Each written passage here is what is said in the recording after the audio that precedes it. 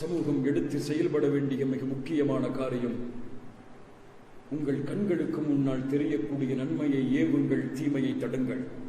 அல்லாஹ்வின் உதவியை இந்த செயல் கொண்டு வரும். ரசூலுல்லாஹ் ஸல்லல்லாஹு அலைஹி வஸல்லம் அவர்கள் சொன்னார்கள், நீங்கள் நன்மையை ஏவுங்கள், தீமையை தடுங்கள்.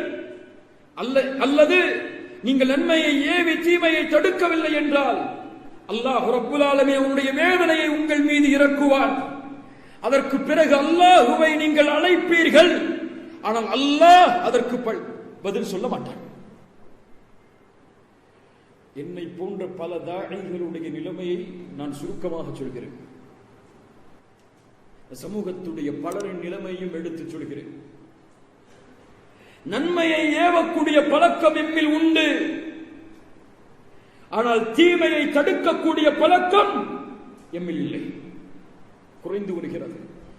ஷிர்கை தடுக்கக்கூடிய மக்கள் எம்மில் எத்துணை பேர்? பிதஅத்தை தடுக்கக்கூடிய மக்கள் எம்மில் எத்துணை பேர்? அசிங்கமான மானக்கேடான செயல்களை விட்டு எம்முடைய குடும்பத்தார்களை தடுக்கக்கூடிய ஆண்கள் எத்துணை பேர்?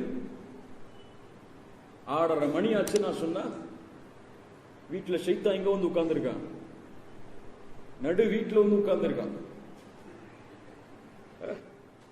முஸ்லிம் சமூகம் உலகத்திலே சிரமப்படுகிறது. ஆனால் உங்கள் மனைவியும் உங்களுடைய குழந்தைகளும் நீங்களும் சேர்த்து நாடகங்களையும் சினிமாக்களையும் பார்த்து ரசித்துக் கொண்டிருக்கிறீர்கள். இப்படி வாழக்கூடிய சமூகத்திற்கு அல்லாஹ்வின் உதவி வேண்டும் என்று கூட நீங்கள் கேட்பீர்கள். அல்லாஹ் பாதுகாப்பானா? நன்மையை ஏவுங்கள், தீமையை தடுங்கள். எங்கெல்லாம் தீமை என்று உங்களுடைய கண்களுக்கு தெரிகிறதோ அதை தடுப்பதற்கான முயற்சியை இந்த உலகத்திலே ஏற்படுத்துங்கள். அல்லாஹ் வெற்றியை கொண்டு வருவான். நீதியோடு இந்த உலகம் பயணிப்பதற்கு எந்த முயற்சிகளை எல்லாம் இந்த முஸ்லிம் சமூகத்தால் செய்ய முடியுமோ அதை செய்யுங்கள். அல்லாஹ் அவருடைய வெற்றியை கொண்டு வருவான்.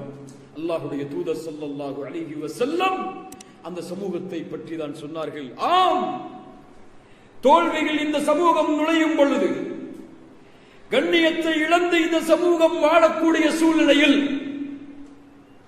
ஒரு சமூகம் உருவாகும். بدأ الإسلام غريبا وسيعود غريبا فتوبى للغرباء فتوبى للغرباء.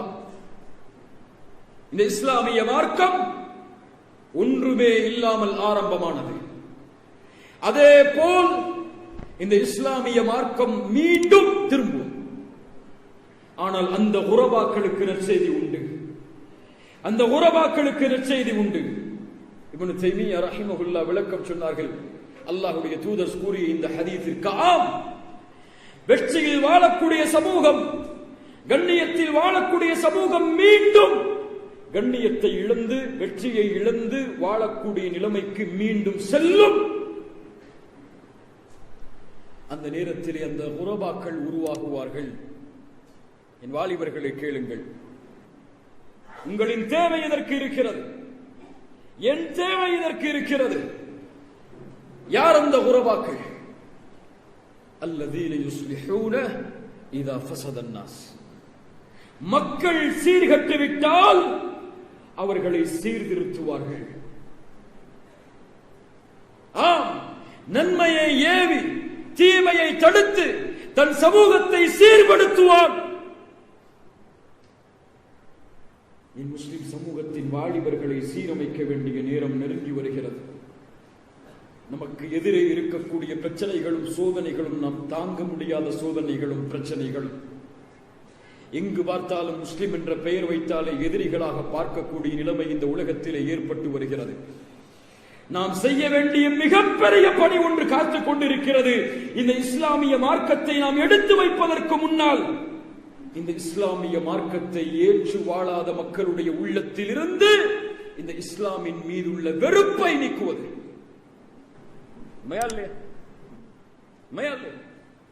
இந்த முஸ்லிம்களை இந்த உலக சமூகம் பார்க்கக்கூடிய பார்வை ஒரு பயத்தோடு, ஒரு அச்சமற்ற சூழ்நிலையில் முஸ்லிம்களா இவர்கள் பயங்கரவாதிகளாக இருப்பார்களோ, இவர்கள் தீவிரவாதிகளாக இருப்பார்களோ, இவர்கள் நாட்டுடைய ஒற்றுமையை குலைத்து விடுவார்களோ என்று மீடியாக்களாலும் இந்த முஸ்லிம் சமூகத்தை எதிர்க்க வேண்டும் என்று மட்டும் வாழக்கூடிய சில இயக்கங்களாலும் பரப்பப்படும் சூழ்ச்சி வலையில் பலர் இந்த பூமியில் ஆட்பட்டு விட்டார்கள். இந்த எதிர்ப்பை களைக்க வேண்டிய ஒரு நிலைமை நமக்கு இருக்கிறது. அந்த கடமை நமக்கு உண்டு. அதை நிறைவேற்றுவதற்கு எமக்கு தேவை. அல்லாஹ்வுடைய தூதர் ஸல்லல்லாஹு அலைஹி வஸல்லம் இந்த சமூகத்திலே ஏற்படுத்திய கண்ணியம். இங்கே இந்த கண்ணியம் ஒழுக்கத்தோடு, கண்ணியத்தோடு, மரியாதையோடு பார்க்கப்பட்ட இந்த சமூகத்தில் எங்கே அந்த ஒழுக்கம், எங்கே அந்த கண்ணியம், எங்கே அந்த ஒற்றுமை, எங்கே அந்த சகோதரத்துவம்? ஒழுக்கம் வேண்டாமா? பண்பு வேண்டாமா? குணம் வேண்டாமா? அல்லாஹ்வுடைய தூதருடைய வழிமுறை வேண்டாமா? அபூபக்கருடைய குணம் உங்களுடைய வாழ்வில் உண்டா? உமருடைய குணம் உங்களுடைய வாழ்வில் உண்டா? உஸ்மானுடைய குணம் உங்களுடைய வாழ்வில் உண்டா? இந்த சமூகம் ஓர் அடியில் நின்று முஸ்லிம் சகோதரத்துவத்தை வெளிப்படுத்த வேண்டும் என்ற ஆசை கொண்டிருக்கக்கூடிய முஸ்லிம்கள் எத்துணை பேர். இஸ்லாமிய மார்க்கத்துடைய ஒற்றுமையை விடுங்கள். நீங்கள் வைத்திருக்கக்கூடிய அரசியல் கட்சிகள் அதில் கூட முஸ்லிம்களால் ஓரணியில் பயணிக்க முடியாத பொழுது உங்களுடைய பகைமையும் வெறுப்பும் ஒரு முஸ்லிம் சமூகத்துடைய சமூக முன்னேற்றத்தில் கூட ஒற்றுமையாக பயணிக்க முடியாத பொழுது குர்ஆன் சுன்னாவில் எப்படி நீங்கள் ஒன்றிணைவீர்கள்? ஒரு நாளைக்கு ஒரு கொடி, அடுத்த நாளைக்கு அடுத்த கொடி, அடுத்த நாளைக்கு அடுத்த கொடி என்று ஒவ்வொரு நாளும் நான் நான் நான் என் தலைவன், என்னுடைய அமீர், என்னுடைய இயக்கத்துடைய தலைவன் என்று இந்த சமூகம் பயணித்துக் கொண்டே இருந்தால் எதிரிகளுடைய விழிப்பு சாதாரணமான விழிப்பு கிடையாது. இந்த சமூகத்தை அழிக்க துடிப்பவர்களுடைய விழிப்பு சாதாரண விழிப்பு கிடையாது. நீங்கள் தூங்கி எழுவதற்கு முன்னால் உங்களுடைய பலவீனமாகிய இந்த சகோதரத்துவத்தின்மை என்ற ஒரே காரணத்தை கொண்டு உங்களை தரைமட்டமாக்க பாதுகாப்பாளர் ஒன்றிணையுங்கள். மூமின்களை ஒரு முஸ்லிமை முஸ்லிமாக மதிக்க கற்றுக் கொடுங்கள். ஒரு மூமினை மூமினாக பாருங்கள். அல்லாஹ்விற்காக உங்களுடைய பகைமைகளை, உங்களுடைய வெறுப்பை, உங்களுடைய குரோதத்தை விட்டுக் கொடுத்து அஸ்ஸலாமு அலைக்கும் என்று நீங்கள் சலாம் சொல்லி பழகுங்கள்.